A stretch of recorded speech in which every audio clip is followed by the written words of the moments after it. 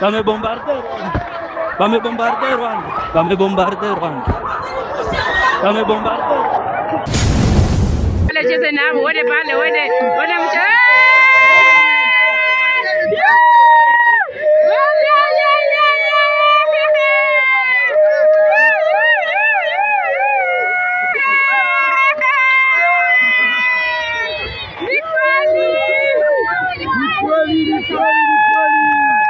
Goma libéré!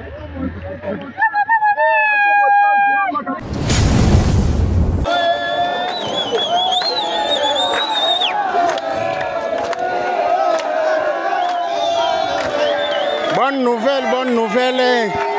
Bonne nouvelle, bonne nouvelle. Tunakuwa libere. Force yetu inaingia inakimbiza M23. Lundi le 27. Lundi le 27 tuko 14h13 minutes. Force yetu inakimbiza M23. Hapa ni Kurompwe Muchinga. Toujours les jeunes abonnés.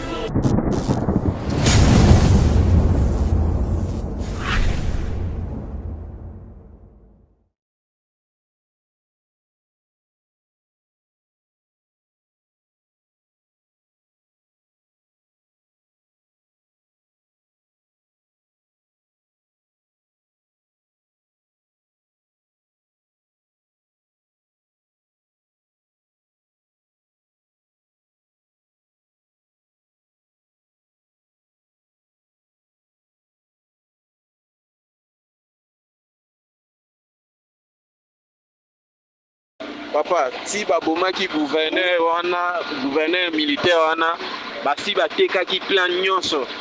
Bazwaka ndi jour akene na front wana, bazwaki azo se communiquer na Paul Kagame. O balinga bazwa saki wana. Bazwaki azo se communiquer na Paul Kagame ya baboma. Donc plan ezaki da bateka ngo kala. Si babomaka wana donc cop da se banalo na mucho yo. Nde na oyeso boye na Hollande situation de près. Babimisi bango déjà na Goma, ba direction Rubaya. Alors biso na niveau ya Kizei kuna bazu contrôle ya marché central ya Kizei na Rwanda. Donc bazo sala sabotage ko boma ba Rwandais. Na micho Goma ba M23 babimisi bango baza suna Goma te. Na esa wo Goma yeko ya te mon cher. Goma yeko ya te. Objectif ezaki basaki conseil de sécurité lobi na ba iner. Ba esi bango batika bango bakota ba oboma bango ebele. Elo wesa mne yango. Donc on a senti vraiment renfort et Outa et Bukavu et renforcer. À Goma. Bon, il faut dire qu'à l'heure où on se parle, la ville de Goma est en pleine guerre. Il y a des combats de rue que nous aurions souhaité effectivement nous tous et vous éviter. Je voudrais profiter de ce moment pour adresser un message de compassion à toute la population et leur demander de respecter les consignes telles qu'elles ont été données, que les gens restent dans leur maison. Puisque les combats des rues sont des combats, vous le savez, c'est des combats très meurtriers. Et donc, on peut demander à la population d'observer ces consignes. Mais ce qu'on observe sur le terrain, c'est une situation dangereuse. Les bombes qui sont en train de faire des dégâts dans la ville, c'est des bombes qui viennent... qui sont tirés à partir du Rwanda. Des bombes qui sont tirées à partir du Rwanda, qui sont tombées sur l'hôpital Charité, une autre qui est tombée sur notre hôpital du côté de Virunga. Il y a d'autres qui tombent dans des maisons des gens où des enfants sont concernés. Et bien évidemment, on voudrait bien dire que ce matin, en dehors des 2 colonnes de Rwandais qui sont venus du côté de Nyiragongo, tous les autres militaires qui sont entrés dans la ville sont venus directement par les frontières du Rwanda. Ils sont venus directement par les frontières du Rwanda. Mais jusque-là, on a des unités de FARDC qui ont pris le courage d'en découdre avec les Rwandais à pleine ville. Et comme vous savez, les combats à pleine ville, c'est des combats très meurtriers. C'est pour cela, effectivement, on demande le soutien de tous les peuples congolais par les prières, effectivement, pour les commandos qui sont à ce moment dans la ville. Monsieur le ministre, merci de te rappeler que vous allez le député national élu à Goma, monsieur Moïndo Nzangi. Donc, message au Nyos Yamabe, oyo nyonso ministre Moya Lobeli na communiqué na ya manipulation ya Monguna que bato na biso bakimi et tout ça ezali lokuta bitumba ezali effectivement na kati ya Goma. Oui, il y a la guerre à l'intérieur de la ville, dans la Katia ville, à l'intérieur de la ville.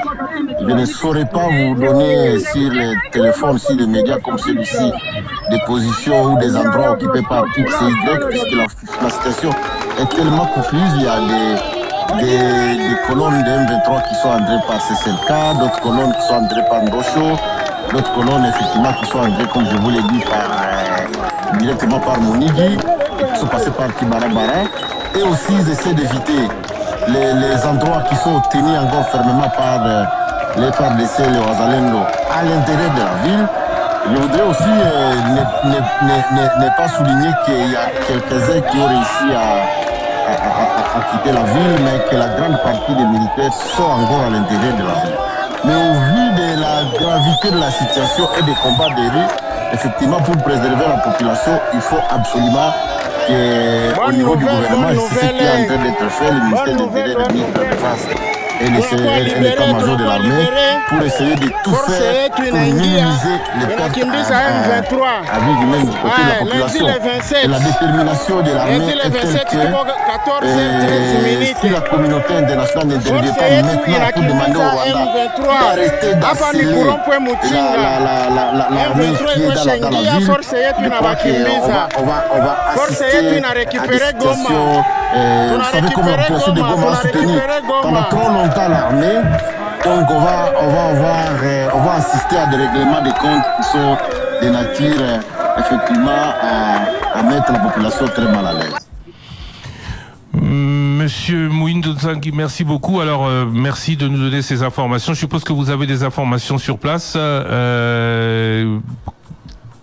Merci de nous tenir informés au fur et à mesure. D'ailleurs, c'est ce que nous vous demandons à vous. Nous le demandons à tous ceux qui sont à Goma. Ils peuvent nous envoyer directement les informations. Nous allons les diffuser. Thierry Kambundi, Trésor Kiombo. J'allais juste demander au ministre, il faut lancer message na Swahili pour na bandeko ya Goma o bazolanda biso baza sikoyo en plein psychose na Kobanga. Et puis je veux juste rappeler que Top Congo, vous pouvez nous suivre sur Face TV, qui est sur la TNT, pour ceux qui veulent nous voir à Goma en télévision, mais vous pouvez aussi nous suivre sur Canal+. Ouais. La question vient de nous être demandée. 954. Canal 954. Ouais.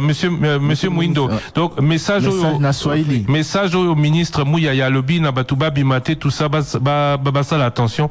Est-ce que au ko l'exangote na Swahili? Merci beaucoup pour l'opportunité. Na waambia wakaaji wa Goma pole kwanza kwa mambo namuna yanavyopitikana, na munaona namuna kunakuwa vita sasa katikati ya mabarabara. Wa askari jeshi wetu wa Kongo na wazalendo ambao wangali walibaki katika mji wanapambana na askari wa Rwanda. Hiyo mipangilio ambayo government imeweza kuwapatia ni kusema watu wakae katika manyumba zao, usikue hata mtu mmoja mwenye anaenda nje. Tumeona hapo maeneo ya Majengo na maeneo ya Nyiragongo, waasi wa M23 wanashuka na watu ambao walitosha katika makad deplace, wanashuka nao katika mgi. Kama ni hatari kubwa sana kushuka nao, sababu kuna vita ambayo inakuwa katikati ya mgini. Kusudi raia wasiumie, wasipermetre wale watu wa Nyarwanda waingie na population, kusudi population ikue kama bouclier ime yao. Watu wabakie katika manyumba zao, wasitoke nje, waache askari jeshi wafanye kazi yake. Na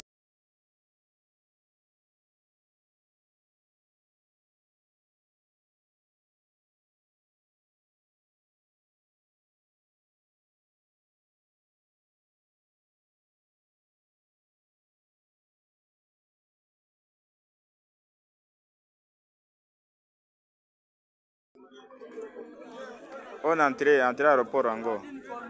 Entré aéroport ango basoda bango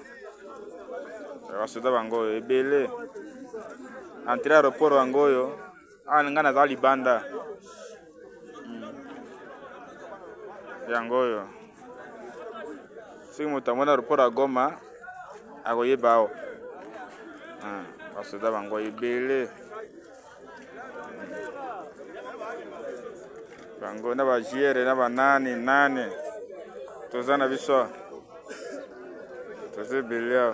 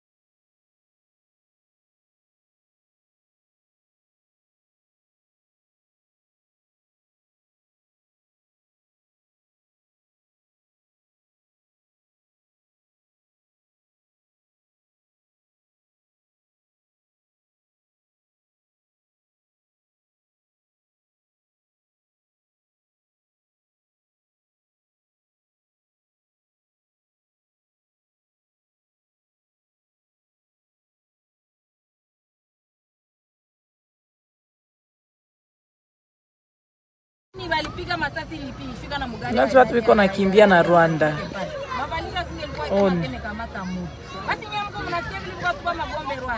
Nona.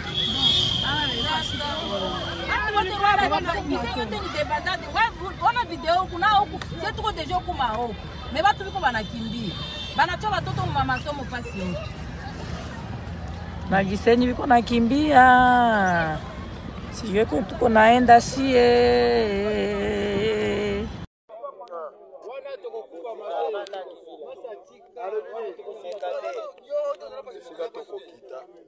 Esika tokondita tondima te kiu tobima sans arme tokoma kaka boye mbala moko moto na moto arécupéré arme na tobanda fe akacha bwato soki tokomi wana balakisaka te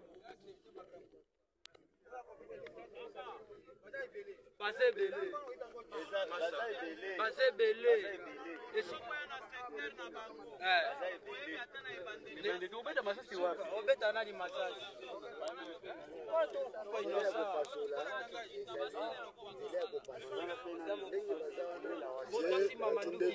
natindeli image oyo eza bato na biso oyo bakangi biso bao nyonso ozomona baza na tenue civile baza bamilitaire eza teni tosi tolongoli tala baimage ya teni wana naolakisa o oza journaliste partage image oyo mpo opinion oyo eyeba tolongwaki deja na Goma tozokende vers Bukavu na kati ya mai toleki deja tina niveau ya zone ya ennemi mais force marine rwandaise balandi biso na bakano rapide ti baye koencadre biso ti bakangi biso nyonso mateka bato mobimba ndenge toza plus de 500 hommes militaires des FARDC nde yango bazokende biso ke bake kotika biso na maboko ya rebelle ya M23 na Kasunyu nde esika bazomema biso soki babomi biso opinion eye bakende eloko wana ekomeli biso.